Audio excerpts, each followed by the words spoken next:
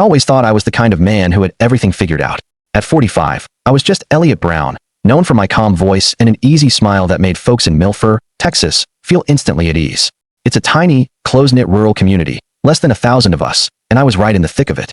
I lived with Penelope, my high school sweetheart, and our 17-year-old daughter, Han, in a modest house, tucked away near both our parents. We were the Browns, rooted deep in this Texas soil. If there was a Sunday meal, a school fundraiser, or a church service, I was there, hands-on. Everyone knew me. Honestly, everyone seemed to genuinely like me. "He's just constant," Pastor Hulkin once pointed out during a sermon, giving me a nod from the pulpit. Like the North Star. And they meant it as a compliment. "Hey, Elliot," the sheriff would shout whenever he drove by. "Are you going to fix that coffee maker in my office? Or are you going to keep taking your sweet time?" I'd laugh, adjusting my tool belt. "I'm saving you from your caffeine addiction, Dale. They should be paying me for that." I really felt that trust. Kids waved at my rusty pickup. The elderly had my number taped right next to their phones. Han, our daughter, had just gotten into this big summer music camp in Austin. She's a violinist, seriously talented, and the local school just couldn't teach her anymore. Penelope had been absolutely beaming for days. "I can't believe it, she's actually leaving," my wife said late one night, folding laundry while I fixed a loose cabinet door handle. "Our little girl isn't so little anymore, is she?" I paused, looking out the window where Han was on the porch swing, softly humming some tune I didn't recognize. "She's going to do great things," I told her. Everything felt right, just the way it should be. The next morning, I was over at Mrs. Watkins' house, fixing a switch for her. She offered me sweet tea, just like always. "You have such a good family, Elliot," she told me softly. "Not many people are as blessed as you are." "I know," I replied with a sincere smile. "Believe me, I thank God every day for it." But even as I said those words, a tiny, cold knot formed in my chest. I couldn't explain why. Later that evening, long after the house was quiet, long after Penelope and Han were asleep, I sat alone on the porch.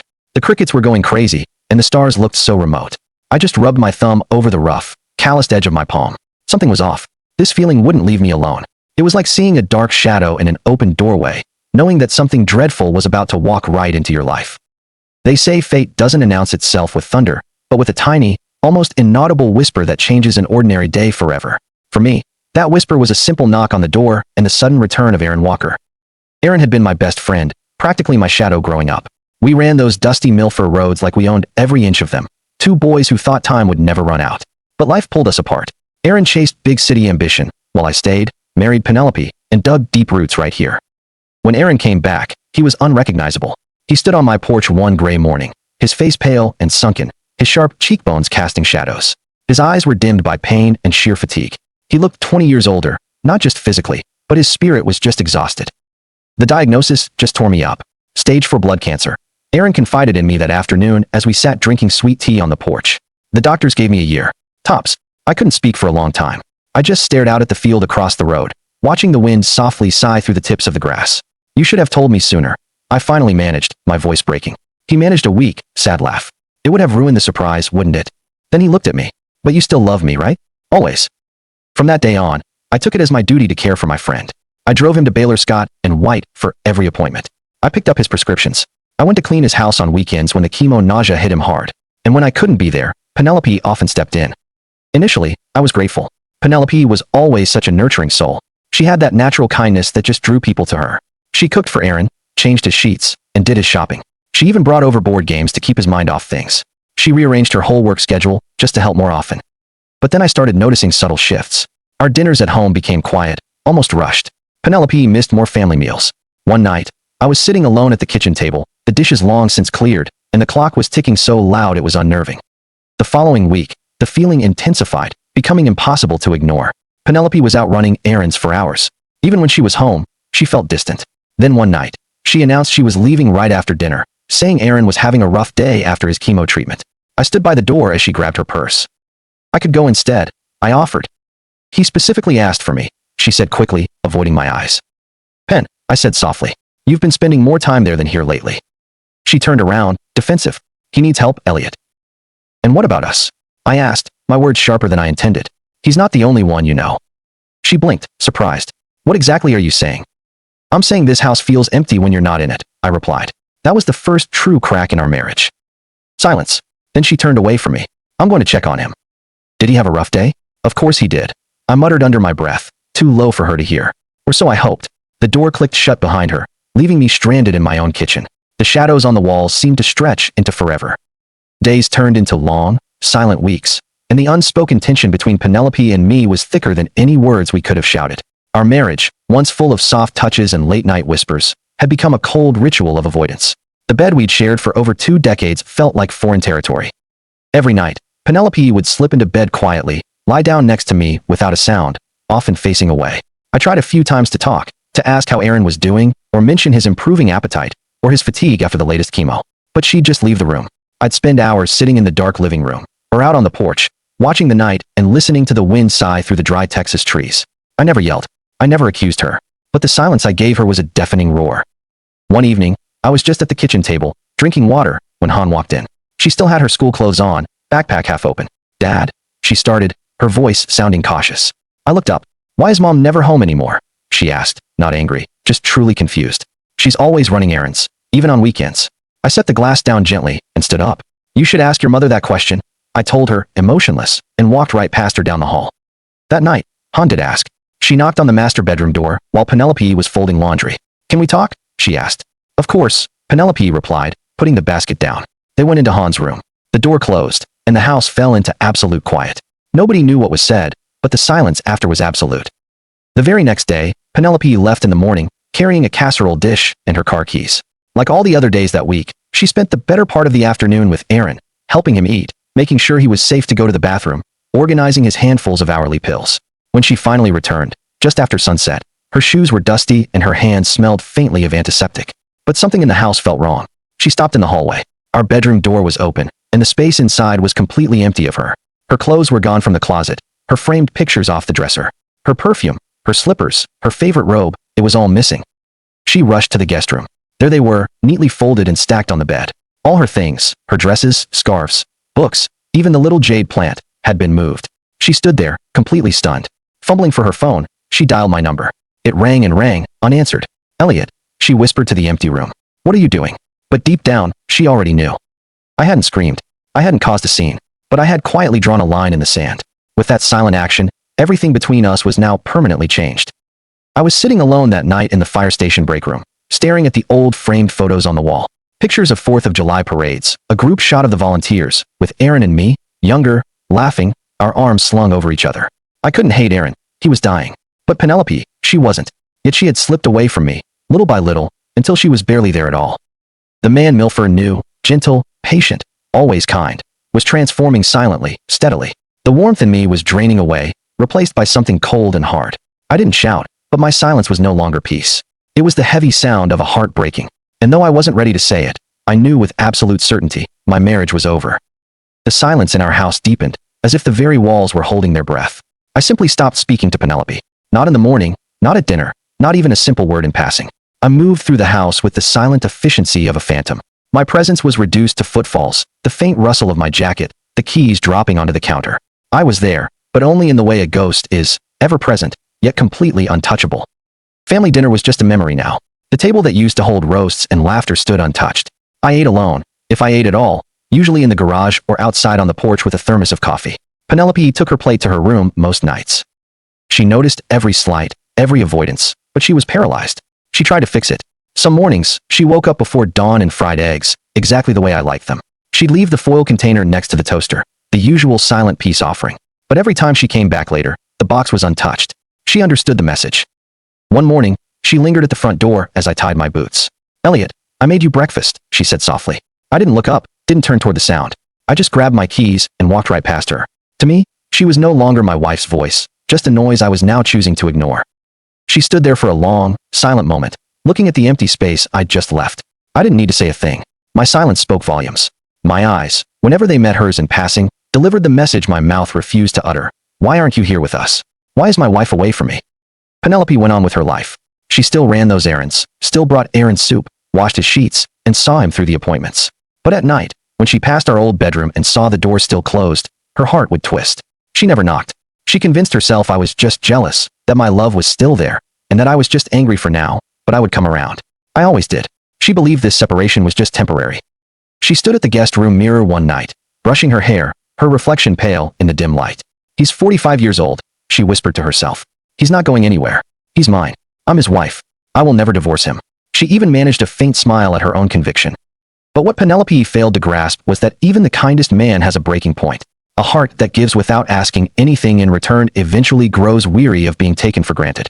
When you mistake a loving man's silence for surrender, that love can curdle into a deep-seated hatred in the blink of an eye. That night, the sky over Milford was heavy and low, thick with the unspent promise of rain. It was the kind of night that makes the world feel tense and muted. Penelope came home earlier than usual. She didn't retreat to the guest room. Instead, she sat in the living room, watching the front door, her fingers nervously picking at the hem of her sweater, her heart beating in anxious rhythm. At 4 p.m., the front door opened. Thump, thump, boots on wood. The familiar jingle of keys dropped into the bowl. I didn't look at her, didn't say a word. I walked straight down the hall and into the bedroom.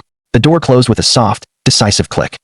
Penelope stood up, walked over, and knocked softly. Elliot, she pleaded. I need to talk to you. Silence.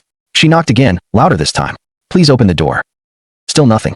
She leaned her forehead against the wood. Aaron's in the hospital, she whispered, her voice cracking. The doctor says his heart is giving out. He doesn't have much time left. Inside, I sat on the edge of the bed. Her words were a slow-moving, cruel train, inevitable. My chest clenched. Aaron, my oldest friend, the boy I grew up with, the man who came back to die. He was fading. Yet, he was also the catalyst for all of this. But was he truly the one to blame? I balled my fists. He's dying, I told myself. Why am I still blaming him? I took a shaky breath, stood up, and walked to the door. I turned the knob slowly, and the door opened. Penelope stood there, her eyes swollen with tears, her lips trembling. She tried to meet my gaze, but she couldn't hold it, instantly looking down. I stared at her for a long, silent moment. I saw the guilt, the shame, and the fear in her face, and I knew the time for pretenses was over. What else? I asked, my voice dry and empty. Penelope's eyes stayed downcast. Her voice was barely a whisper. I'm pregnant. Time itself seemed to stop. The hallway was unervingly quiet, the hum of the refrigerator suddenly deafening. I stood absolutely still. Finally, I asked, how far along are you? It wasn't the question she expected. She hesitated, and her voice broke as she answered, 3 months. My face didn't move. It's not mine, is it? Penelope's head snapped up. Tears instantly flooded her eyes. It's not yours, Elliot. It's... I took a step closer. My eyes, once so familiar and warm, were now cold, empty sockets. Let's get a DNA test, I said, my voice unervingly calm and distant. Why? Don't I trust you? Penelope gasped. Her knees gave out, and before she could brace herself, the world spun. She collapsed to the floor with a sickening, dull thud. When she woke up, the world was dim. Her head throbbed. She was still on the hardwood floor. She turned slightly, and saw me sitting in a chair just a few feet away. I hadn't moved. I hadn't helped her up, hadn't offered water, hadn't shown a shred of comfort. I just sat there, hands resting on my knees, staring. She blinked back the pain, struggling to sit up. Her voice trembled. You didn't even pick me up. I've been on the floor all this time. My jaw tensed. My words were low and razor sharp, each syllable precisely articulated. So, you know what it feels like to be abandoned? She visibly flinched. The words hit her harder than any physical blow. Tears poured down her face. Slowly, unsteadily, she got to her feet. She wiped her cheek and finally met my gaze. Yes, she admitted, her voice shattered. The child is Aaron's. She paused, the agony palpable. He's dying, and he wanted to be a father before he left. He wanted someone to carry on his lineage. My breathing grew labored, but I didn't move. I closed my eyes briefly, then opened them. My voice was laced with pure bile. So, he wants his corrupted blood passed on to another, I said. Isn't that ironic? Penelope recoiled. She couldn't believe I, the gentle, kind Elliot, would mock Aaron's cancer. Her eyes flashed with despair and anger.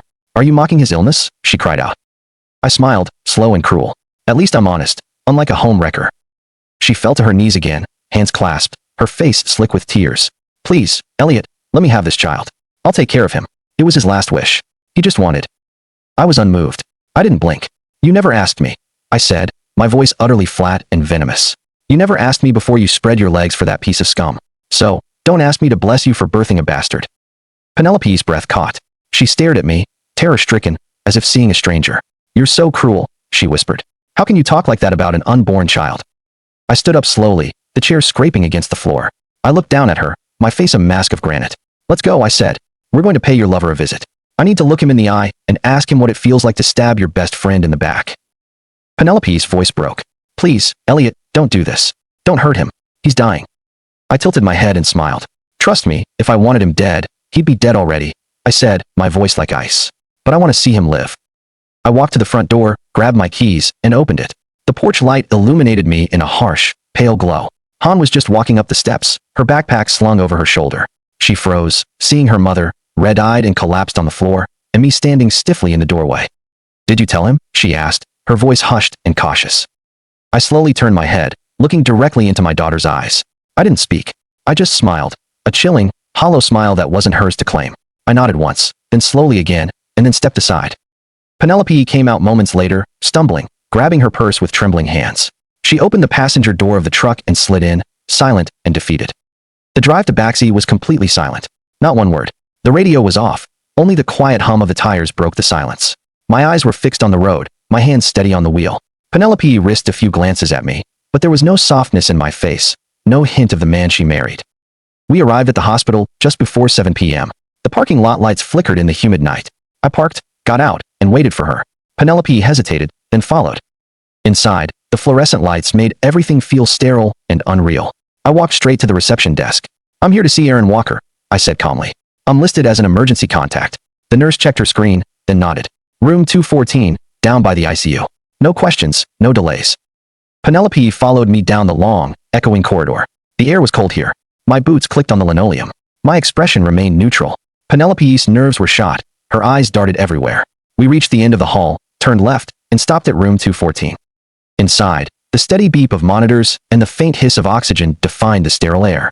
Aaron Walker lay absolutely still, his face gaunt, his skin stretched tight over bone. Clear tubes snaked across his arms. An oxygen mask clung to his face, fogging slightly with each shallow breath.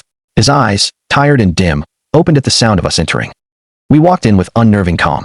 I scraped a small metal stool across the floor with a long, horrible screech and put it right next to his bed. I sat down, elbows on my knees, and leaned in close. Aaron blinked slowly, trying to focus on my face.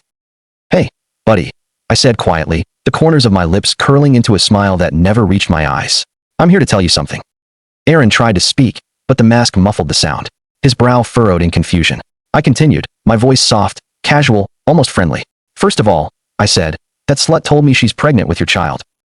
Aaron's eyes widened slightly. His head barely moved. I tilted my head. "Now listen very carefully. I'm going to make sure that child is born. Do you know why, Aaron?" I leaned forward, dropping my voice to a whisper. "Because I want to see your son grow up without having anyone to call dad." Penelope gasped behind me, but I didn't even glance back.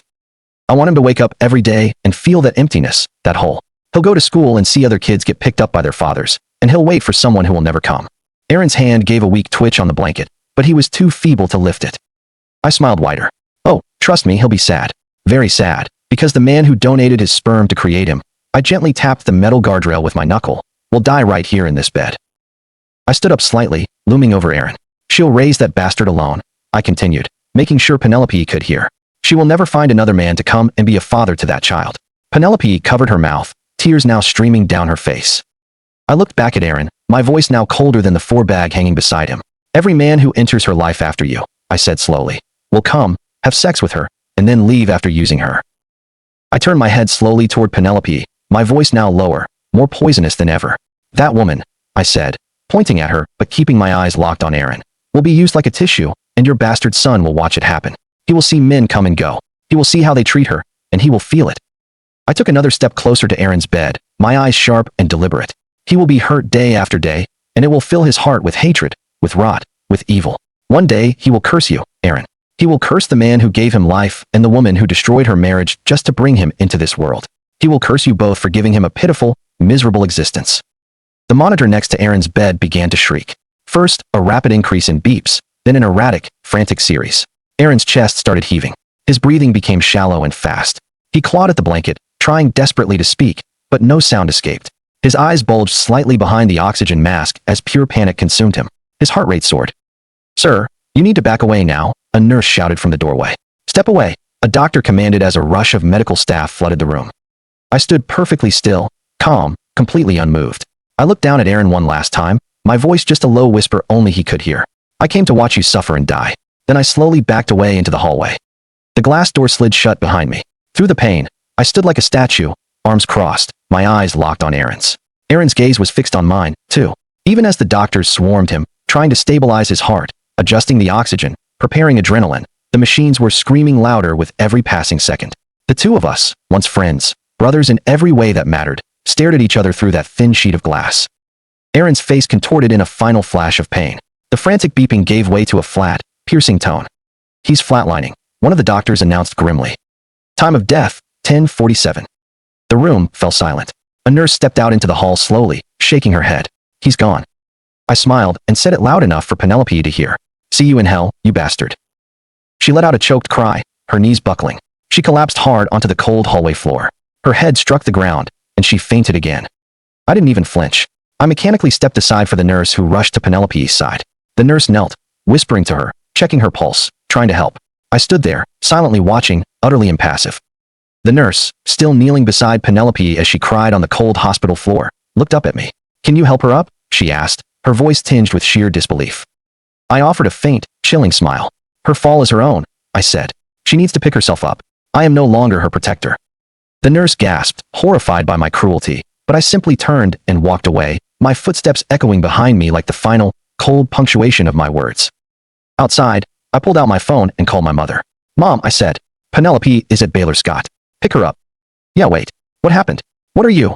She started, but the line was already dead. I had hung up. The next morning, my truck was gone. My phone was off.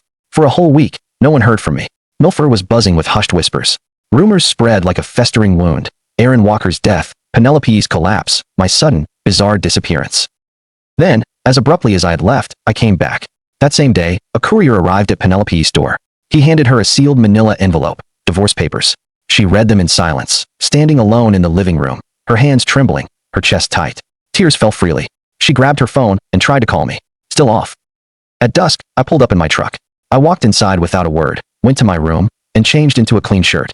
Then, I went to the kitchen, poured myself a tall glass of whiskey, and sat calmly on the edge of the dining table, slowly sipping it, acting as if nothing had changed. But everything had. Within minutes, both my parents and my in-laws arrived, alerted by Penelope's hysterical calls and Han's terrified messages. Grace stood pale and uncertain in the doorway. George Patterson, Penelope's father, a man who rarely raised his voice, looked completely shattered. George's wife stood near the staircase, arms tightly crossed, her face a mask of grief. Penelope entered last, her eyes bloodshot, her lips shaking. The tension in the room was suffocating. Grace was the one who finally broke the silence. Elliot, why? Why are you doing this? Why are you serving her divorce papers? George followed, his voice strained. She's pregnant, son, and you're divorcing her? She's carrying your child, for God's sake. I took another slow sip of whiskey, the glass steady in my hand, then turned my gaze to Penelope. Why don't you tell them? I challenged her. Why don't you tell everyone here why I served you with those papers? Penelope's mouth opened, but no sound came out. Her lips trembled. She looked down, silent tears spilling onto her cheeks. I stood up, set the glass down, and turned to face George directly. Your daughter, I stated clearly, slept with Aaron Walker and is pregnant with his child. A chorus of gasps echoed through the room. So no, I continued, my voice calm but hard. Her condition, her well-being, and that child inside her are absolutely not my concern. I turned to my mother. Her eyes were wide, her mouth slightly agape. Mom, I said softly. That woman betrayed my trust. She betrayed my love. My tone was rock steady, as if I were reciting a terrible prophecy. I pray to God every day to see her suffer all the pain in the world. I want to see her cry. I want to see her raise that bastard alone, and I want to live long enough to see that bastard curse her every single day for his miserable existence. Grace stumbled back, clutching her chest, her breath catching. She stared at me like I was a complete stranger. This wasn't the sweet boy she had raised. This wasn't the man who ran into burning houses, who fixed old wiring for the poor, who loved with the kind of heart people wrote songs about. No, this man standing before her, was venomous, cold, and utterly consumed by vengeance. As the silence thickened, Grace whispered, almost to herself, what has happened to my son? Her eyes filled with tears, and she looked at me, helpless. He is full of hate. Grace took a hesitant step toward Penelope. Her face was soaked with tears. She reached out a trembling hand, gently touching Penelope's arm, hoping to somehow ease the burden crushing the younger woman. Then she turned slowly back to me, her voice soft and pleading. Elliot, she whispered, is there any way at all, you can look past this? Can you forgive her? Please, save your marriage.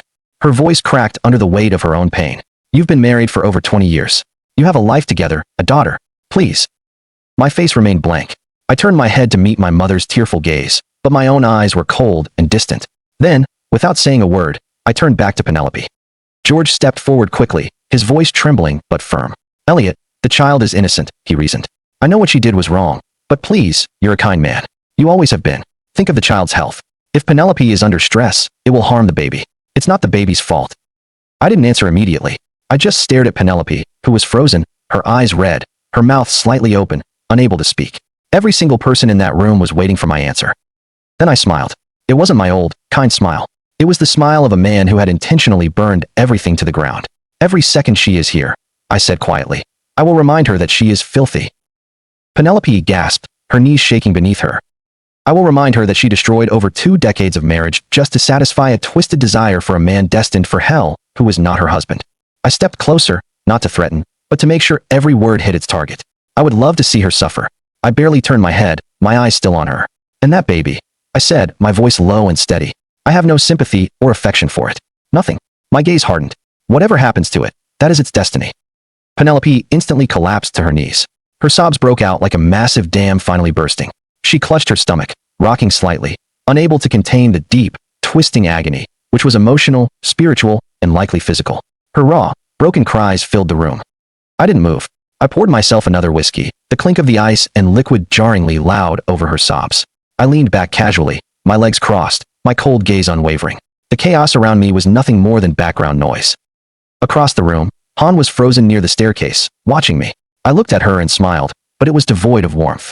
It was sharp, coiled like a snake ready to strike. That smile belonged to someone else, someone colder, darker, not the father who used to tuck her in. A shiver ran through her. She turned and silently backed up the steps, disappearing into her room, her heart pounding. George Patterson moved quickly, going to his daughter slumped on the floor. He looked down at her with a mix of pity and disgust. He didn't speak immediately, just knelt and helped her to her feet. "We're leaving now," he said sharply. Grace opened her mouth to protest, but George shot her a look that silenced her. She stepped aside. Penelope didn't resist. She was incapable of it. She let her father guide her out of the house, her eyes vacant, her legs barely holding her up. George helped her into his car, closed the door, and got in. The drive was silent. When they reached the Patterson house, George didn't wait for Penelope to settle in. As soon as she was sitting on the old living room couch, he turned on her. "You have killed a good man," he roared. "And for what?" "Elliot was like a son to me. He was an honest and devoted husband." He paced back and forth, furious. "You killed the soul of someone who would have given his last breath for you." Penelope sat absolutely still, her hands trembling in her lap, staring blankly at the floor. George's voice rose, his fury barely contained. "Hell has a special place for women like you. If it's even possible, abort the child and pray that God has mercy on you." Penelope flinched. Her doctor had already warned her that at 45, the pregnancy was high risk. An abortion would be even more dangerous. Besides, she hadn't wanted one. She had promised Aaron his child. George pointed a finger at her, stern and final. "You will stay here temporarily, but only until that baby is born." He moved closer, his voice now freezing. "And once it's born, you move out. Find your own way." 3 months later, the Baxi courthouse was filled with quiet tension. News had spread through Milford that I, Elliot Brown, the local hero, was divorcing my wife. This wasn't just a divorce, it was a public execution. Penelope stepped out of her father's car, her pregnant belly round beneath her dress. She held her chin high, trying to hide the heavy shame she wore. Deep down, she still clung to the hope that she could fix it, that the court might order therapy, that sitting in a room with me again would somehow make me remember the life we built. Maybe I would forgive her. Inside, the courtroom was small but packed with the curious eyes of our quiet little town. Penelope sat with her lawyer, hands crossed protectively over her stomach. I entered moments later, impeccable in a black suit, my expression unreadable.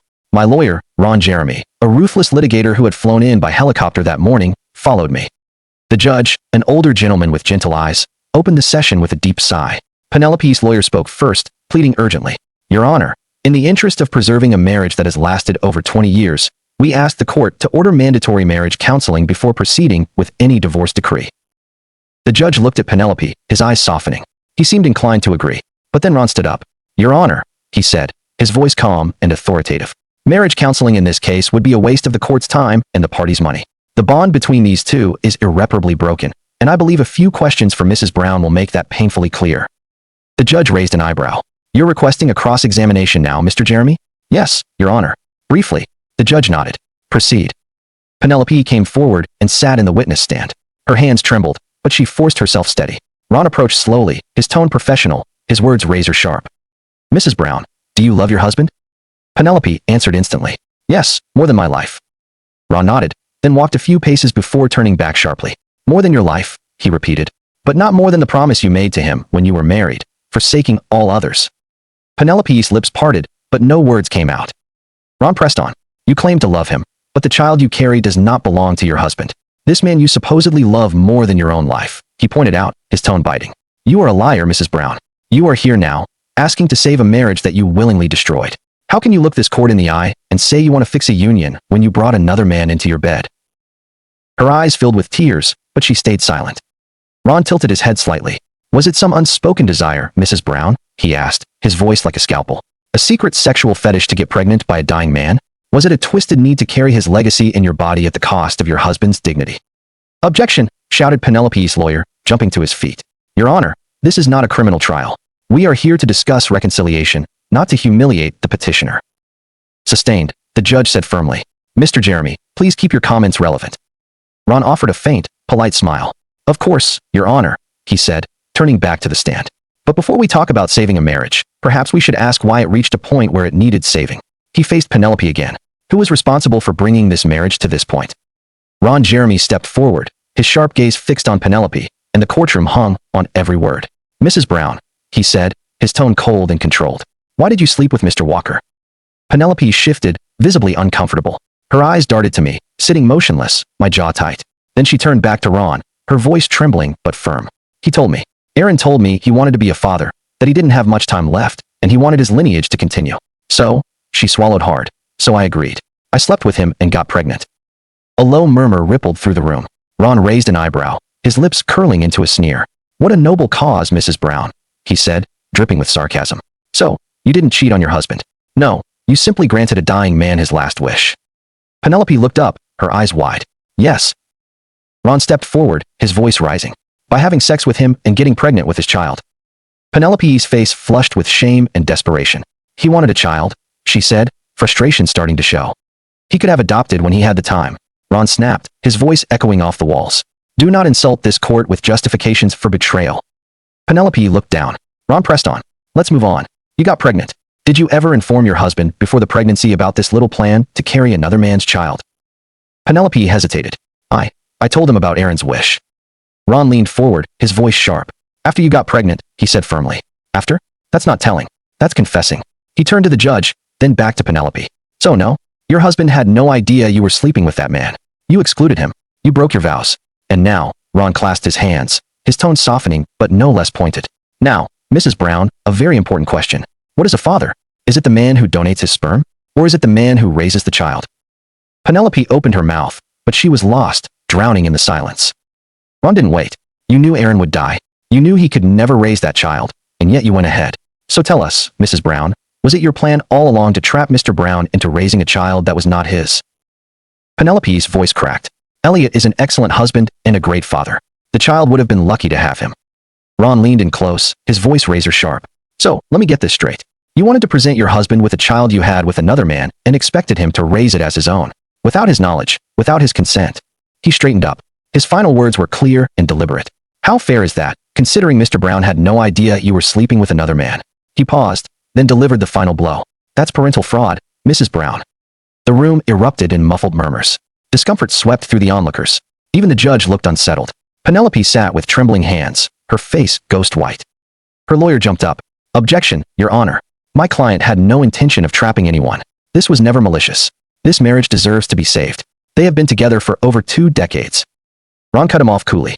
This marriage needed honesty, Your Honor. It needed trust. It needed the very foundations on which a marriage is built. His words sliced through the air. All this marriage received from Mrs. Brown was betrayal and deceit. He let the words sink in. Your Honor, Ron continued, his tone now firm. I recommend that this marriage be dissolved. To force these two to stay together any longer would be cruelty disguised as reconciliation. It would only deepen the wounds and prolong the inevitable suffering. The judge leaned back, troubled. He looked at Penelope, visibly pregnant and shaking, then at me, stoic and silent. A long pause hung in the air. The judge sighed. While the arguments are compelling, Texas law grants the court discretion to attempt reconciliation when it believes the marriage could still be saved. He looked at both lawyers. I am ordering mandatory therapy sessions for the next 90 days. We will reconvene after that period. A stunned silence followed. Ron's jaw tightened.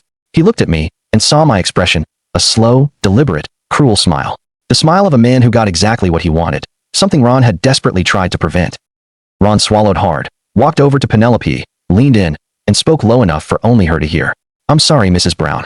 I wanted you to be safe, but I guess I failed. He straightened. Good luck with that therapy session.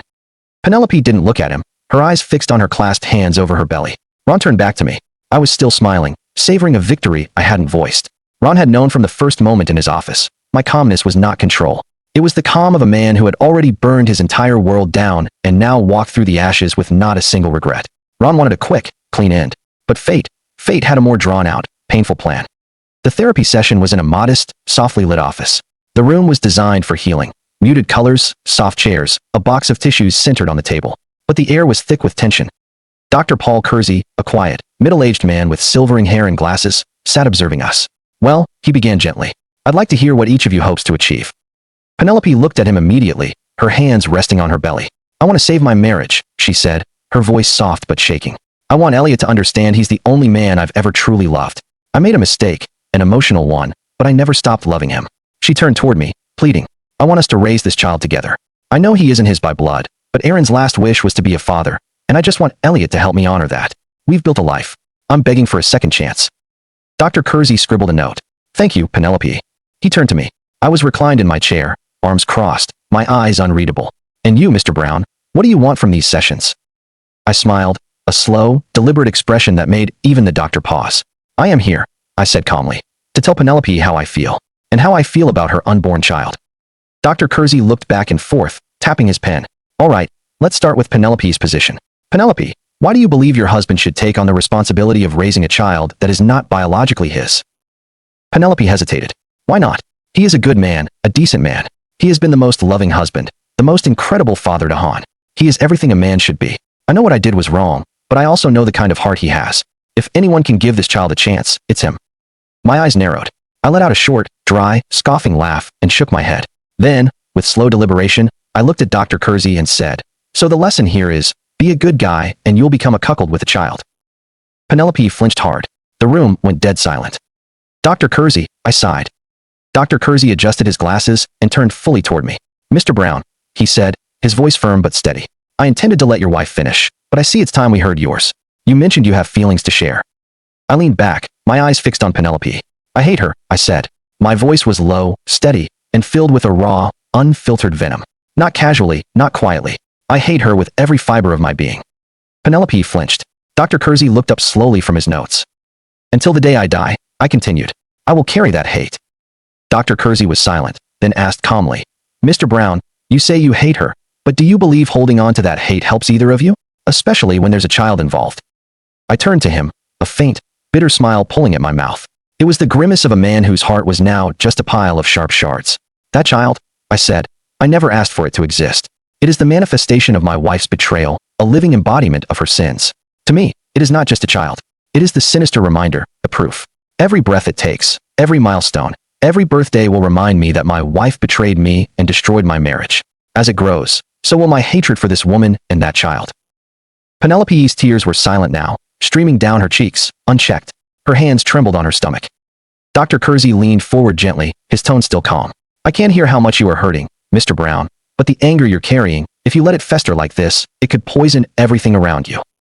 I sat still, then let out a short, hollow laugh. Poison, I repeated. Doctor, I am the poison. I have lost who I was.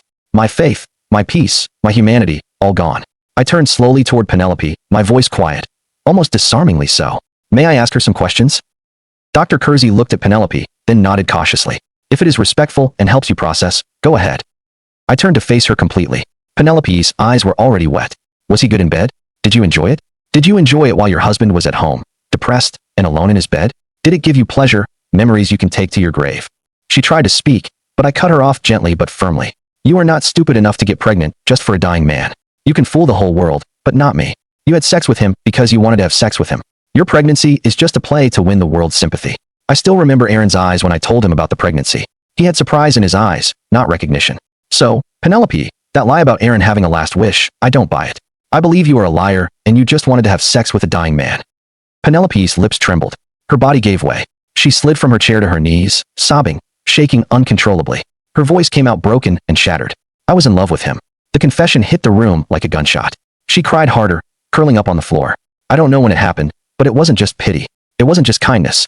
He was dying, and I thought, she gasped. I thought it was my last chance to feel close to him, to hold him. I didn't think about what it meant. I just felt it.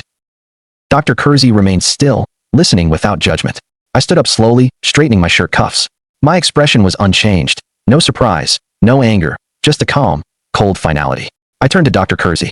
This session is over. and without another word, I walked out. 2 days later, the house was festive for Han's 18th birthday, glowing against the dark Milford night. Balloons and streamers filled the living room. A modest cake sat waiting. From the outside, it looked like a perfect family gathering. But inside, every guest was walking on shards of glass. Grace sat quietly, holding a gift bag. George Patterson, somber, stood in the kitchen. Penelope lingered anxiously near the back, barely speaking. I, cold and composed, moved through the house like a man fulfilling a bitter duty, giving polite smiles and saying the bare minimum. I had planned the entire party myself, meticulously decorating the house. Everyone knew my message. I have an announcement to make. Please join us for Han's birthday. Even Penelope was invited. A dangerously fragile hope hung in the air. Grace thought I was moving toward forgiveness. George silently prayed the worst was past. Even Penelope felt a faint flicker of possibility. But I said nothing, just kept pouring drinks, watching the scene unfold like a play I'd already memorized. The moment the cake was brought out and everyone gathered at the table, I stepped forward. Go ahead, sweetheart, I said to Han, my voice serene. Make a wish. Han, beaming, closed her eyes and blew out the candles. Everyone clapped. Grace leaned in, smiling. What did you wish for, baby? Han blushed, then looked at me. I wish that our family could be together again, that you and Mom could find your way back. My expression didn't change. I just nodded and walked into the kitchen, pouring myself a whiskey. Neat. The clink of the glass against the counter sounded strangely loud. I returned, took my seat at the head of the table, and looked at my daughter. Welcome to adulthood, Han, I said, raising my glass. It's not as sweet as cake. Silence fell over the room. The smile vanished from Han's face. You see, I continued, swirling my drink. This is a world where wishes mean absolutely nothing. What you hope for is useless. What you want is irrelevant. This world only responds to action. Good deeds get good results. Bad choices, I looked directly at Penelope, get very bad consequences. Han's voice trembled. Dad, I was just saying it would mean a lot to me if we could be together again. I smiled, an empty, poisonous smile. And that's where you still don't get it, I said. Your wishes aren't worth a damn thing. Silence. I stood up, put my hands on the table, and leaned forward. Your mother and I are done. It's over. There is no fixing this. There is no going back. There is no family as you remember it. That died the moment she spread her legs for that decaying worm. Penelope looked away, fighting tears. Grace covered her mouth. George's jaw was clenched. I turned to Han, my voice dropping to a low, steady, chilling calm. You see, tonight isn't about her or me. It's about you. I pointed upstairs. Go pack your bags. Han blinked. What? You heard me, I said. Pack your things. She stared at me, stunned. Why? What? What are you saying? I stepped back, finished the last of my whiskey, and spoke clearly. Get out of my house. Han stood frozen, speechless. Her eyes darted from me to her mother, to her grandmother, to anyone who could stop this nightmare. But I wasn't finished. Don't be so surprised, dear daughter, I said, moving closer, my voice sharp as a knife's edge.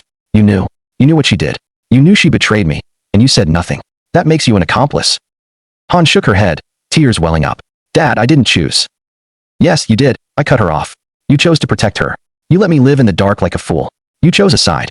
I stepped closer. And you chose wrong. Penelope gasped, covering her mouth. Grace looked like she'd stopped breathing. And your college fund, I continued, cold and measured. It's gone. Liquidated. My lawyer took care of it last week. It rests in her account now. Han's hands trembled. What? She whispered. What are you talking about? You heard me, I said. Good luck getting a job, finding an apartment. That's adulthood, honey. It comes with responsibilities. The biggest one, I tapped my chest, is to yourself. I forgot that once. I paid the price. I looked her in the eye, and this time there was no poison, only a bone-deep emptiness. Learn from me. Don't make the same mistake. A heavy pause. That's my last life lesson for you. I looked around the table, then stepped back. The party's over. The tension was so thick it was suffocating. Then Grace stepped forward, her face red with sheer rage. Without a word, she raised her hand and slapped me across the face. The crack echoed in the room. You are heartless, she said through gritted teeth. You are a monster. I didn't flinch.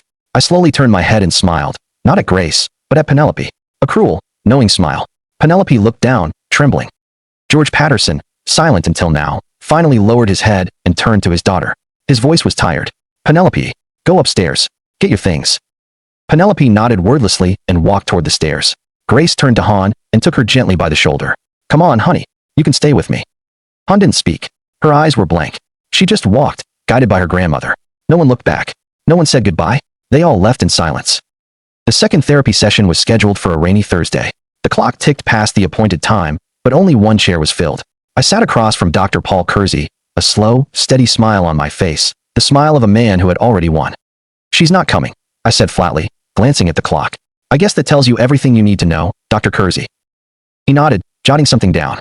Sometimes people need more time. I scoffed. Time? She had 22 years. The room was still. Do you still think I did wrong? I tilted my head. Do you think I went too far by getting rid of that human wreckage?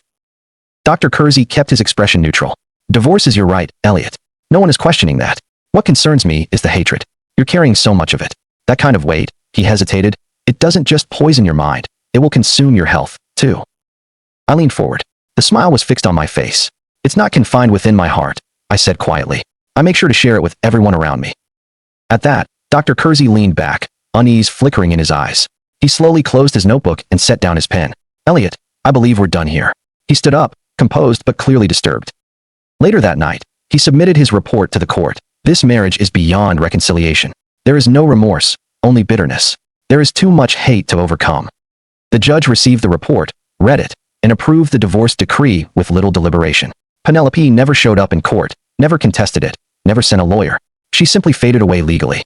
She still received half of my savings and half of my 401k. It was the law. I didn't argue.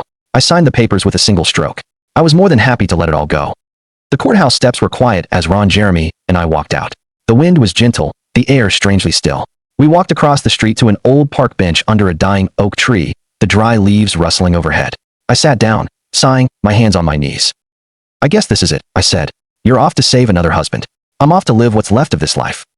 Ron gave a dry laugh. Yeah, I guess I go where the pain is. Plenty of work for me. We sat for a minute longer, then stood up.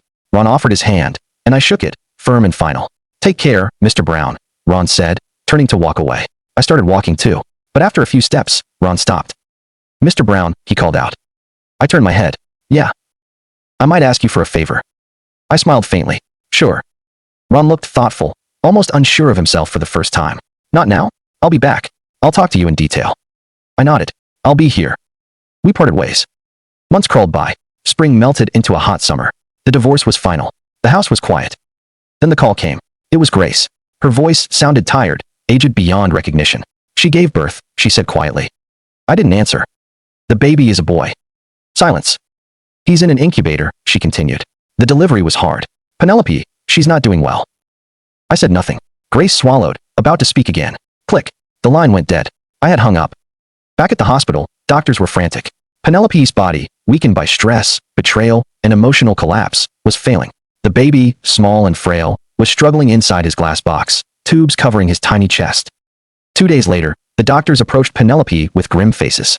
Your son, one of them said gently, has a congenital heart defect. It's genetic. His heart is too weak. Penelope closed her eyes. A single tear tracked down her cheek. She didn't ask whose gene it was. She just nodded faintly. On the 5th day, the monitors went flat. The child died without a sound. They told Penelope gently. She didn't scream or move. Her eyes just stared at the ceiling. Within hours, her vital signs began to crash. Her pulse grew weak. The on-call doctor shouted, "Get a crash cart." Her heart, but it was already broken. They called it Takotsubo cardiomyopathy, broken heart syndrome. Penelope Brown died 7 days after her son. She died without family, without my forgiveness, and without ever hearing my voice again.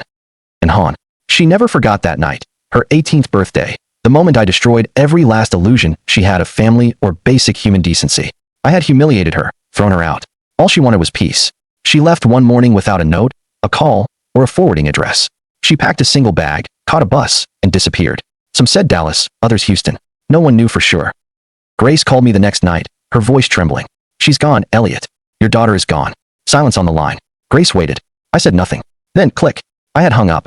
After that, Grace stopped calling. Life went on, or rather, it stopped. The house became silent, not peaceful, but lifeless. I rarely left. No new jobs, no visits to the fire station, no volunteer calls. The neighbors noticed, but no one dared speak. The man who once saved lives now spoke to no one. Then, one cold night, the wind rattled the windows. The world outside was still. The whiskey bottle beside me was nearly empty. I held the glass in one hand, a small revolver in the other. I sat alone in the dim light of a floor lamp. In front of me hung the only photograph left in the house, Penelope, Han, and myself. I slowly raised the gun. Not to myself. Not yet. Boom. The bullet shattered the glass frame, splitting Penelope's face in half. I put the glass down, steadied the gun, and brought the barrel to my temple. Just then, the doorbell rang. I held the position for a moment, my hand steady. Then I lowered the gun, took a long, final sip of my whiskey, and drained the glass. I looked at the gun one more time. I'll empty you soon. I muttered, my voice flat as concrete. I stood up and walked to the door. Ron Jeremy stood there in his black coat, smiling like a man who knew his timing was impeccable. "I guess I'm just in time," Ron said, his tone calm and practiced. I looked at him, eyes empty, jaw tight. Then, for the first time in weeks, the corner of my mouth lifted slightly. "I guess a little early." Ron stepped inside, his eyes immediately falling on the shattered photo frame on the floor. He inhaled deeply, catching the sharp, acrid smell of gunpowder. He turned sharply to me, his voice low but urgent. "Damn it, you were right," Ron muttered. "I'm a little early, and I'm glad I came." I gave him a tired, hollow, but completely honest smile. Without asking, Ron took off his coat and draped it over a chair. "I need a glass of whiskey," he announced. "But you're going to have some lemon water, and you're going to sit down. You're going to shut up, and you're going to listen to me loud and clear." I raised an eyebrow, but offered a subtle nod instead of defiance. Moments later, Ron had his whiskey. I returned with lemon water, and we went out to the back porch. The backyard was quiet under the night sky, only crickets chirping. We sat at opposite ends of an old wooden bench I'd built years ago. For nearly an hour, we talked. No shouting, no tears, just two men. One broken, the other trying to piece something together. Ron laid it all out. It was something huge. Something that needed a man like me. Someone who was completely finished with life, someone with nothing left to lose. But maybe, just maybe, something to gain back. By the time Ron was done, I was staring out at the dark line of trees. When I finally spoke, my voice was steady. "Okay." We stood up. Ron offered his hand. I shook it, firm and final. Ron waited by his black car. It was a few minutes before I came out of the house, a small duffel bag slung over my shoulder. I looked back at the house, my home for so long. The broken windows, the burnt-out porch light. It wasn't a home anymore. It was a grave for what used to be. I turned to Ron, nodded, and walked to the car. The drive to the airfield was silent. The moon was low when we arrived. The chartered helicopter's rotors were already spinning. We climbed aboard without a word. 3 hours later, outside Ron's own house, the air felt lighter. We went inside. Ron pushed open the front door and led me to a modest bedroom. Lying in the center of the single bed was Jerry. The boy didn't move as we entered. 10 years old, pale, his eyes too world-weary for his age. Ron walked to the edge of the bed and offered a soft smile. "Jerry," he said gently, "I brought someone for you to meet." Jerry didn't even blink. I stepped forward slowly, no forced cheer in my walk. I knelt by the bed, elbows on my knees, and looked at the boy. "Hey kid," I said, my voice raspy but warm. "Ever hear of a show called 2.5 Men?" Jerry turned his head slightly, showing he was listening. "Well," I continued, "here we are, two adult idiots and you. Looks like we got our own damn version." Jerry's eyes flickered to me for a second, then back to the wall. Ron sighed under his breath and stepped out, leaving us in the heavy silence. A few minutes later, I joined Ron in the kitchen, grabbed a bottle of water, and sat across from him at the small wooden table. "He hates you," I said dryly. Ron didn't look offended. He just nodded, his shoulders slumped with the weight of 2 years of failure. "The same hatred you had for your wife," he said quietly. I laughed, a sound that was more human than anything that had left me in months. "Yeah," I said, shaking my head. "Exactly the same." Ron leaned back. "I've tried everything, man. I just can't get through to him." I looked up at the ceiling, exhaled, and then brought my gaze back to Ron. "You did good," I said. "Both of us, the boy and me, we have something in common." Ron gave me a skeptical look. "Oh yeah? What's that?" I smiled. This time it was sad, almost peaceful. "We're full of hate," I said. "I guess that gives us a place to start." Ron was quiet for a moment. Then slowly, the corner of his mouth turned up. "I hope you're right." A comfortable silence settled between us. Ron turned toward the kitchen window. Outside, in the gentle morning light, a small butterfly danced through the garden and fluttered into the sunlight. The main character's vengeance cost him his wife, his unborn child, and his daughter. Was this absolute destruction a fair and just price for his wife's singular betrayal? Thanks for watching, and don't forget to subscribe to the channel and leave a like. Share your thoughts about this story in the comments.